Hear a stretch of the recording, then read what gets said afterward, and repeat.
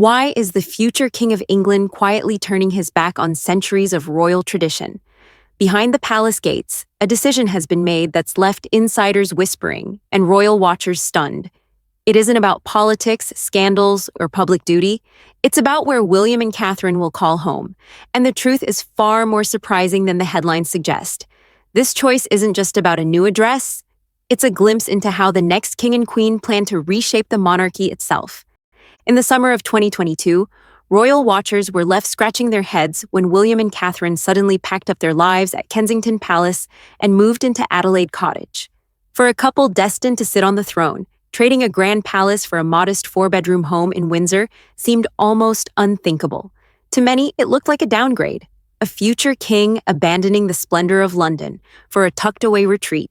But behind that decision was something deeply personal.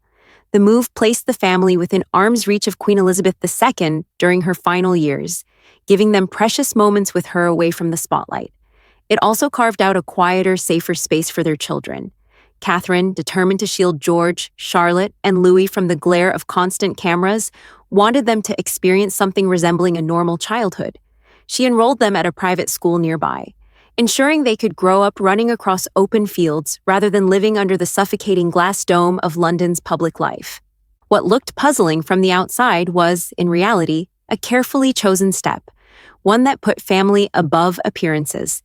Yet even then, no one realized just how temporary this arrangement might turn out to be.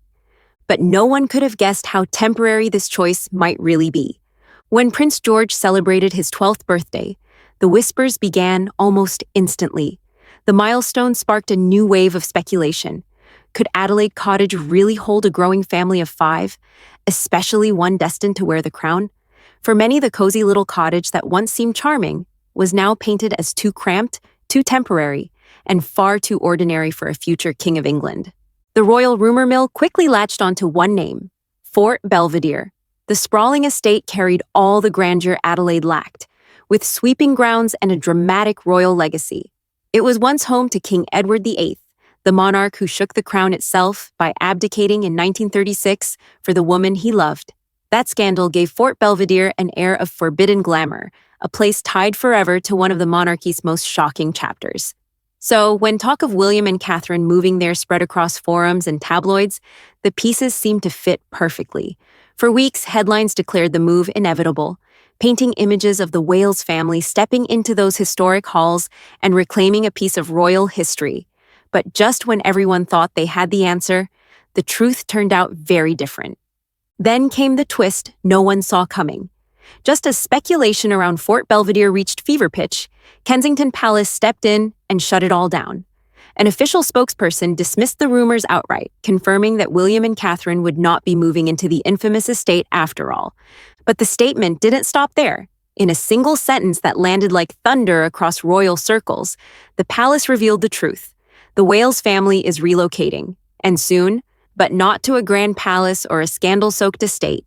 Instead, their new home would be Forest Lodge, a discreet residence tucked deep inside the Windsor estate. The announcement sparked an immediate media frenzy. For centuries, senior royals have moved into the glittering nerve centers of monarchy: Buckingham Palace, Windsor Castle, Sandringham. But William and Catherine's choice of a quiet, low-profile home was a jarring break from tradition. Royal reporters scrambled to make sense of it. Tabloids splashed the news across front pages, and fans everywhere were left wondering, why would the future King and Queen of England choose privacy over pageantry? And this decision revealed more than just a new address. On the surface, Windsor might seem like just another royal postcode. But for William and Catherine, the location is a masterstroke. It keeps them close enough to London to handle official duties without being trapped in the capital's relentless glare. Yet it's far enough removed to give their children the kind of freedom that no palace in the city could ever allow. Life inside Windsor has already proven its worth. Adelaide Cottage, once seen as a surprising downgrade, became the perfect testing ground. Away from the suffocating formality of Kensington Palace, the family discovered a slower pace that fit them far better. School runs at Lambrook, weekends exploring wide-open parkland, and a sense of privacy that had been impossible in London. All of it worked better than anyone expected. Insiders say that Adelaide wasn't just a stopgap, it was proof. proof that William and Catherine could balance public duty with private family life in a way that felt modern, relatable, and sustainable. For George, Charlotte, and Louis, Windsor became more than an escape. It became home, a place where the children could laugh, play, and grow without the constant intrusion of flashing cameras. But beyond the practical, there was something deeper driving this change. Not every move is about square footage or convenience. For William and Catherine, there was also an emotional layer hidden beneath the decision. One insider put it bluntly: moving gives them an opportunity for a fresh start and a new chapter, an opportunity to leave some of the more unhappy memories behind. Those words carried a heavy truth. The past few years have been some of the hardest the family has ever faced. First came the heartbreaking loss of Prince Philip, a guiding force in William's life. Then, just a year later, the passing of Queen Elizabeth II, not only the head of state, but the grandmother who had been a constant source of strength. Both losses left deep scars inside the royal household. At the same time, Catherine's own health challenges and the relentless speculation that followed created a storm of headlines the family couldn't escape. Add in ongoing family rifts and the crushing weight of public scrutiny, and it's no wonder William and Catherine longed for somewhere untouched by grief, a place to heal. That's why the move to Forest Lodge carries a meaning beyond bricks and mortar. It isn't just another property on the Windsor estate. For the Prince and Princess of Wales, it represents a reset button, a chance to protect their children, reclaim their peace, and build a home that feels like theirs in every sense. And that's what makes Forest Lodge unlike any royal residence before. When the palace confirmed that Forest Lodge would become the Wales family's next residence, the detail that truly stunned royal watchers wasn't just the move itself, it was the permanence of it. Insiders revealed that William and Catherine see Forest Lodge as their forever home, the place where they intend to raise their children not just for the next few years, but for decades to come. Even when William eventually takes the throne, this quiet corner of Windsor is where they plan to keep their roots. That single declaration marked a dramatic break from centuries of royal tradition. For generations, heirs to the throne were expected to center their lives inside Buckingham Palace or Windsor Castle, the grand, glittering stages of monarchy. By choosing a relatively modest lodge instead, William and Catherine are rewriting the royal playbook in plain sight. The symbolism is powerful. Forest Lodge represents stability in an uncertain era, independence from outdated expectations, and a vision of a monarchy that's modern, relatable, and firmly grounded in family life. It's a choice that signals to the world the next king and queen intend to lead differently. But even more shocking were the rules they set for their new life inside. What came next shocked royal insiders even more than the choice of house itself. Unlike generations before them, William and Catherine made it clear every renovation at Forest Lodge would be paid for out of their own pocket. No public funds, no taxpayer burden. In a monarchy often criticized for its expense, this was a bold break from tradition and a statement that resonated with modern Britain. And the surprises didn't stop there. The couple also revealed they would have no live-in staff at the new residence.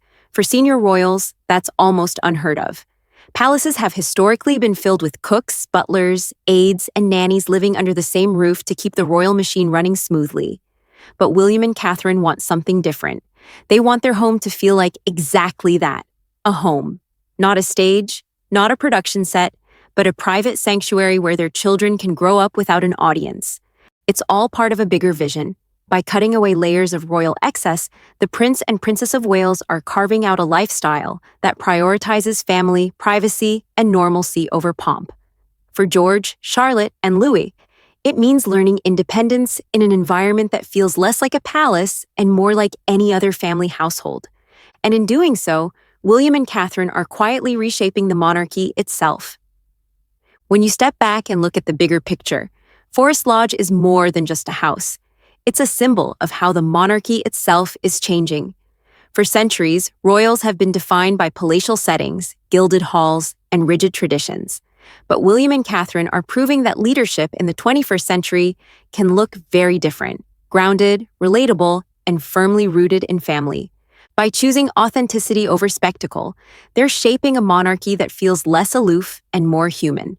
Their decisions, from paying for renovations themselves to rejecting live-in staff, send a message that echoes far beyond Windsor's walls. It tells the world that the future king and queen value privacy, independence, and the everyday rhythms of parenting just as much as duty and tradition. And in doing so, they may be setting a powerful precedent for the generations that follow. For George, Charlotte, and Louis, this environment offers not just protection, but an example that being royal doesn't have to mean being trapped by tradition. It can mean carving out your own path, even under the heaviest crown. But here's the real question. Is this modernization the key to keeping the monarchy alive in a modern age? Or does stepping too far away from tradition risk unraveling the very fabric that has held it together for centuries?